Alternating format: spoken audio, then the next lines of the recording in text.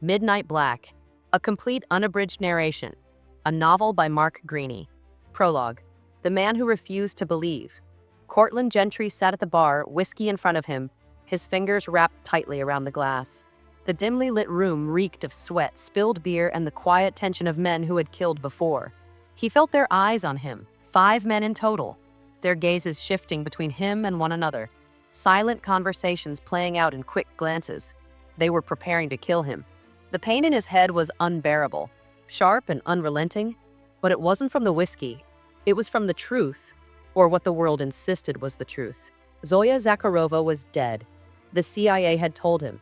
He had even heard the clinical, coldly delivered words himself. We assess with high confidence that Zakharova was executed in Moscow on June 19th at 6:53 a.m. The cause of death was hanging. I'm very sorry. He should have accepted it. He should have moved on. But he couldn't. Something in his gut screamed at him, an instinct honed from years in the field. He refused to accept that Zoya was gone. She's not dead. He whispered the words like a mantra, like an anchor to reality, like an unrelenting force that propelled him forward despite the pain. He took another sip of whiskey, his eyes scanning the room through the mirror behind the bar. The men were shifting now, making their move. He let them think they had control. Let them believe they were the ones who would dictate how this would play out. But he had already decided how it would end. The first moved. Cord exploded from his seat, the whiskey glass flipping from his grip as he drew his suppressed pistol, the silencer hissing as the first round punched through a man's forehead. Blood misted the air, a second shot dropping the man at the door before he could even raise his weapon. The others hesitated. That was their fatal mistake. In 3 seconds, all 5 were dead. As the bodies slumped to the floor and the bartender scrambled away in terror, Cortland exhaled slowly. His heart was steady. His mind was clear. The night had just begun.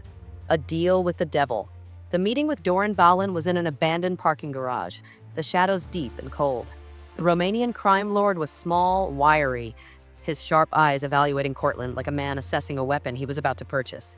Around them, Balin's enforcers, Vartan, Iosif, Aline, watched, fingers itching over their concealed weapons. Balin had a problem.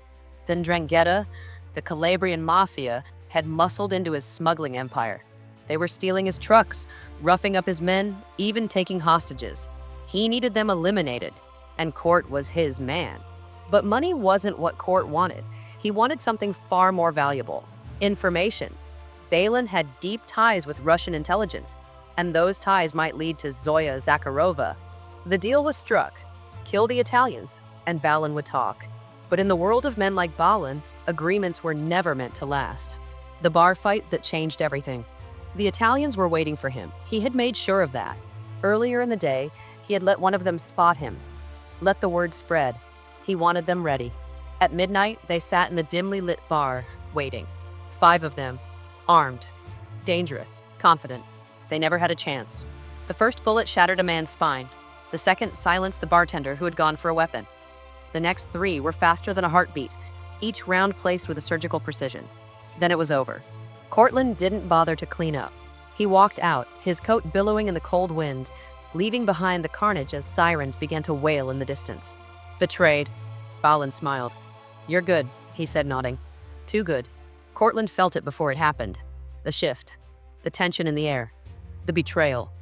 The gunmen moved in, surrounding him, their weapons trained on his chest. Balin never intended to let him walk away. But Cort was faster.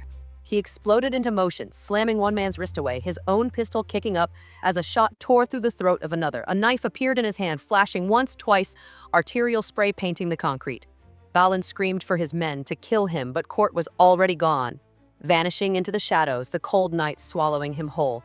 His only lead was now in Russia, into the lion's den. Russia was a frozen hell, a land of brutal winters and even more brutal men. Cortland made contact with Mikhail Sorkin, a Russian oligarch turned dissident, hiding in exile. Sorkin had the answer he needed. Zoya was alive, but she wasn't in Moscow. She was locked in a black site prison, a hellhole known as IK2 Yabas, under the command of the sadistic Albert Maximov. A rescue mission was suicide. Cortland didn't care. Breaking the unbreakable prison. The Freedom of Russia Legion helped him breach the walls. The plan was meticulous. The execution was brutal. Cortland moved through the prison like a phantom, his silencer whispering death. The guards never saw him coming. Then he found her. Zoya was barely alive. Her body broken, her spirit fractured, but she was alive. They carried her out through the snow, gunfire crackling in the night, the Russian forces descending upon them in waves. Cortland killed them all, but they weren't free yet. The Moscow betrayal. They hid in Moscow, waiting for extraction. Then the CIA came for them. Cortland stared into the eyes of Zach Hightower, an old ally turned enemy. "Orders are orders, Court," Hightower said, his gun leveled. Cortland didn't wait. The room erupted in gunfire, the walls shredding apart as Court fought the very agency that once trained him. When it was over, Zach lay dead, and Cortland was officially a ghost. He could never go back. The last stand at the border. They stole a military convoy racing for the Ukrainian border. The Spetsnaz came for them in a final, desperate assault. In the howling snow, Cortland fought like a man possessed, knives flashing, bullets finding their marks, blood staining the white landscape. Zoya, once fragile, now fought like hell, taking vengeance on the men who had tortured her. By dawn, it was over. The border was ahead. They vanished into the night, leaving nothing but bodies behind. Epilogue: the war isn't over. The world believed them dead, but they weren't. In a quiet, hidden safe house, Cortland loaded his gun. Across from him, Zoya watched. A fire rekindled in her shattered soul. They had unfinished business. The people who betrayed them, the CIA, the Russians, the politicians who played them like pawns, would all pay. Cortland whispered the words one last time. She's not dead. And now the world was about to find out just how alive they both were.